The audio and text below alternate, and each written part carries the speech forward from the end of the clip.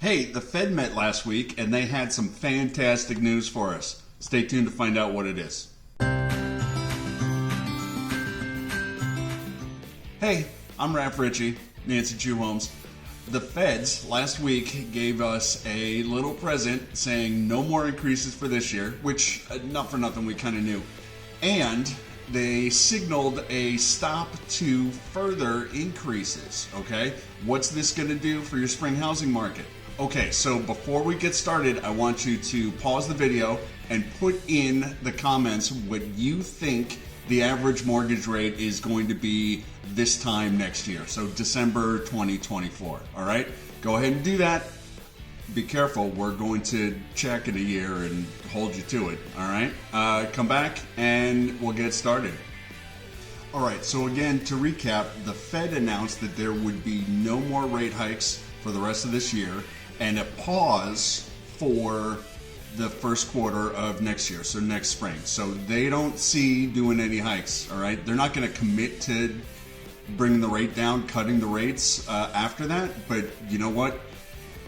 If everything goes according to plan and they've released what they think the plan is, I'll show you the dot plot later, we'll be sitting pretty for rates to continue coming down for the rest of the foreseeable future, all right?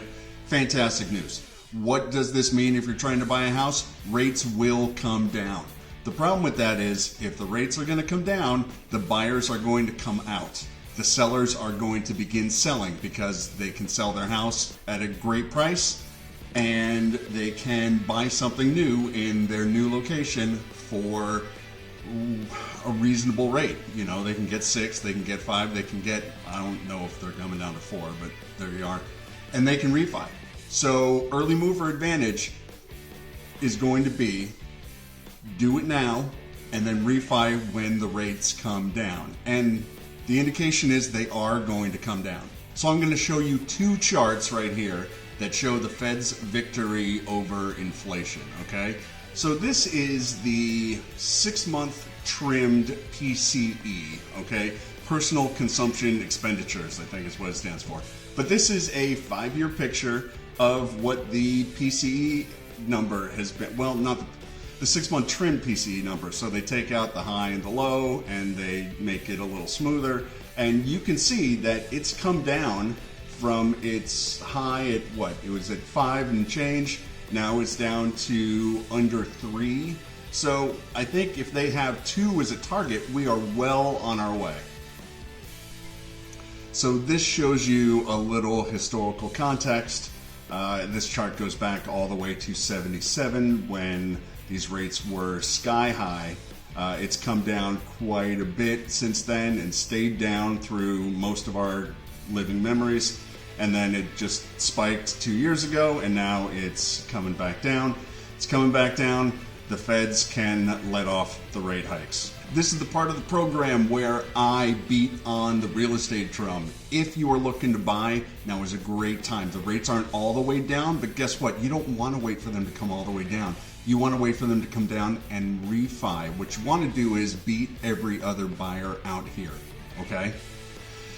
If you're a seller, it is an excellent opportunity to put your house on the market while there are no other houses on the market. Then after you've sold your house, you buy your next one when the rates are low, but not all the way down. So again, you as a buyer aren't competing with every other buyer who's done exactly what you've done, sold their house and then tried to get into a new property.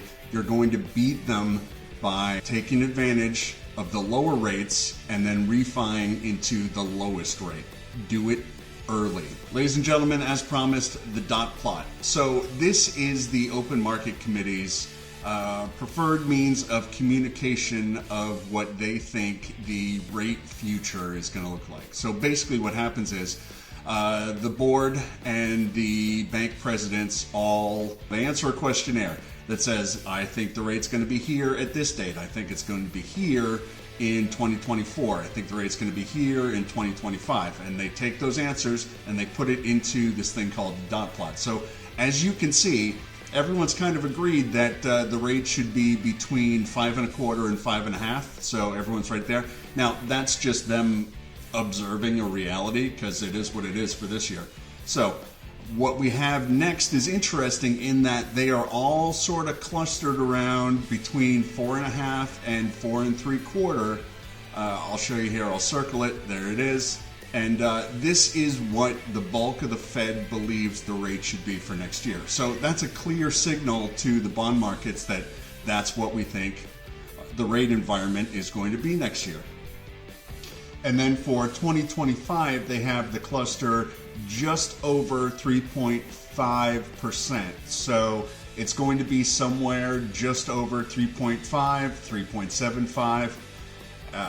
And that's their guidance for 2025, 2026. It comes down a little more. It looks like the whole cluster's at 2.75.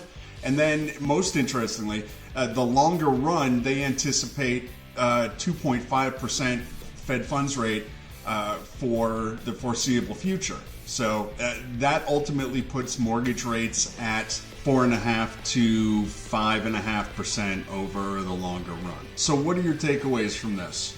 One, buyers, get out there. Try and get something before everyone comes flooding out, okay? Spring happens earlier and earlier in the real estate market. We used to say, it's after Valentine's Day. Oh, it's after the Super Bowl. It is earlier than you think. So get out there now. Start doing the research so you can make the best, earliest informed decision you can.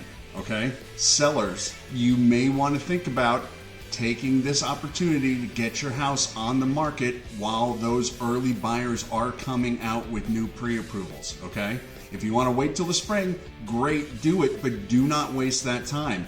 Fix that half bathroom, clean out the garage, figure out what you're going to do with your landscaping, and get it done before the spring. Okay? Above all, do not be frozen by uncertainty, okay? We've showed you all the reasons that the interest rates are coming down, and they're coming down over the long term, okay? Now's the time to move. Don't take my word for it. Talk to a real estate professional near you, okay? If you're not being served by your real estate professional, I am more than happy to make a referral to find you one in your area that can help you out. I can help you with attorneys, I can help you with contractors, I can help you with mortgage people. I love doing it. I do it all the time. It's the best thing about my job. Anyway, thank you for listening. Please, if this has been useful to you, like and subscribe and click the bell so you'll hear the next time we have some good market information for you. Until then, I'm Raph from Nancy Chu Homes. My contact info is right over here. Here. One of those. Okay? There's a contact form in the comments and in the description. Click on it, fill it out. Google tells us you want a thing, and we'll get right in touch with you, okay? Meanwhile, have a great day. Talk to you soon.